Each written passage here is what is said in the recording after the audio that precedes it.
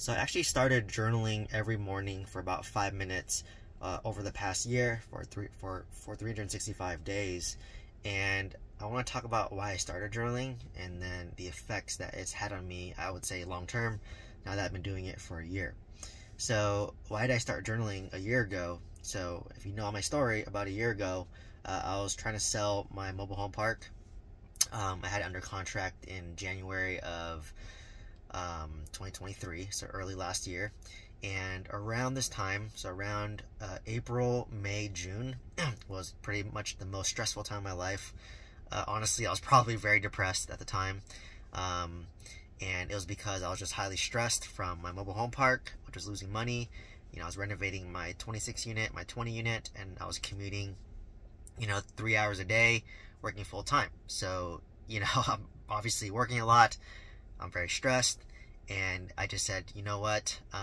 Something needs to change. If I don't change anything of what I'm doing, I'm going to continue to be stressed. I'm going to continue to not be at my best mental mind state in order to take care of these problems, which cost me money, right? Like if you don't solve problems timely with real estate, time is money, right? So that's the harder thing about being an entrepreneur and owning a business is the more time you take to respond, and the more money you lose. And if you make the wrong decision, you lose money. Versus W-2, it doesn't matter, right? I can take as long as I want, I get paid. I can make the wrong decision and pivot, it's okay, I don't lose money, right? So that's kind of why I appreciate my W-2, right? Like W-2, it's not optimized to pay for efficiency. It's optimized for you to drag your feet and to take a long time, and you can pivot. So there's pros and cons, right? So in my business, I have to make quick decisions, and if I make a decision that's incorrect, it could cost me $10, $20, $30, $50,000, right? So these are huge money moves. So I just said, okay, well, what can I do to reduce my stress? And so I started a morning routine, and I have a video talking about it, but I want to specifically hone in to the journaling. And, initially, just like you, I was just like, oh, I don't have time to do this. And, for me, when I try to do things, I try to make it sustainable for the rest of my life. So I said, okay, can I journal for about maybe 2 to 5 minutes a day while I'm eating breakfast, right? And the answer was yes. So what I do is, I'll usually prepare my breakfast. I'll be in complete silence. I don't check my phone. I don't check emails. I don't check text messages. I don't check social media. I'm in complete silence my whole morning. And usually when I have my breakfast, I will get out my little notepad. It's nothing fancy. I mean, I can show you. So like it'd be like a notepad like this. And usually in there, I'll have a pen, and I will put the date. So today's April 26th, and I'll just write like 5 or 6 bullet points, whatever's on my mind. I don't really think about anything. But if something's stressing me out, I'll write it down. If I have a problem that I need to solve, I'll write it down. If I have a realization that I've come to, listening to a podcast, or just through self-reflection, I'll write it down. And, yeah, so what I noticed it helped do for me, personally, is if I'm stressed, if I'm ruminating about something, when I put it from pen to paper, it removes the problem from my mind and into the paper. And that's stress relieving in itself, but also when you put the problem onto paper and you read it again, the problem doesn't seem as big, right? Like it doesn't seem as big looking back. Like I'll look at, like I wrote down a problem today, when I look at it tomorrow, it's going to seem very insignificant, very small. So it helps, number one, get that problem out of your mind, and number two, when you self-reflect on that problem, maybe the next day or maybe at night, the problem doesn't seem as big. So that was really helpful for me. And also, this is also kind of like my to-do list a little bit too. So if I have a lot of things to do, and as you can imagine, I'm working full-time, I'm renovating 2 apartment complexes, I'm trying to sell a mobile home park.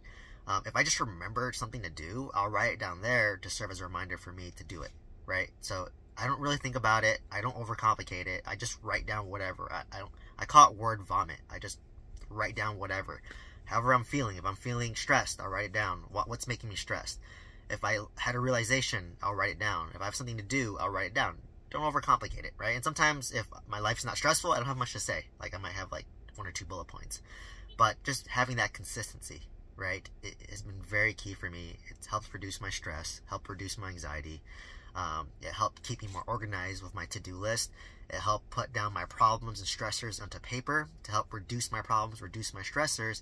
But also, sometimes in the morning, your brain's fresh and you can solve some problems. Like, I've had problems that, I didn't come to the solution. And then all of a sudden, I'm journaling one morning, like a week later, I come to the solution. I'm like, oh, the solution was a lot more obvious than what I thought, right? So it's been really great for me. And what I haven't done yet is like go back and like reflect on my prior journal entries from like a year ago to see what my mindset was like a year ago, to see what was stressing me a year ago, to see how I've grown since a year. So it's a great thing to keep and to really reflect on, right? And I'll probably do a video where I'll probably look at some of my journal entries from about a year ago when I was very stressed and, and what I realized during that process, because the time when you're stressed, the time where you're going through the valley of despair, the time that you feel like you're in rock bottom, that's when you learn the most. That's when you get the most insight. That's when you get the most clarity. So I wanted to document that journey for myself, for my future self, today self, right? So probably do a video where I randomly just flip through some journal entries and talk about what my mindset was at the time and reflect on what I was thinking and how I've grown since then. And if you want me to do something like that, put a comment down below and I'll happily do a video talking about that, right?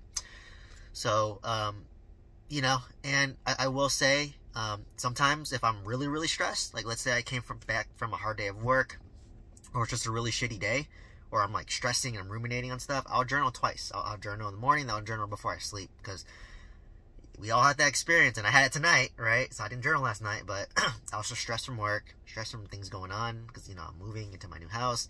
I have just a lot of moving pieces, right? I gotta move, I gotta close escrow in the house, starting a new job. So I had a lot of things ruminating in my mind, and guess what? When you go to sleep ruminating, you're gonna wake up in the middle of the night, stressed, ruminating, and then you wake up before your alarm. I know you all experienced this. You wake up like 10 minutes before your alarm rings, and you're already kind of wired and stressed, right? And had I journaled the night before I went to bed, so imagine like the best time I do it is I take a shower, brush your teeth, when you shower, it relaxes you a little bit, and at that point, before I sleep, I'll journal for like maybe 2 to 5 minutes to get all my stressors down on paper so that it stays there, it doesn't stay in my mind, so I can sleep with a clean slate.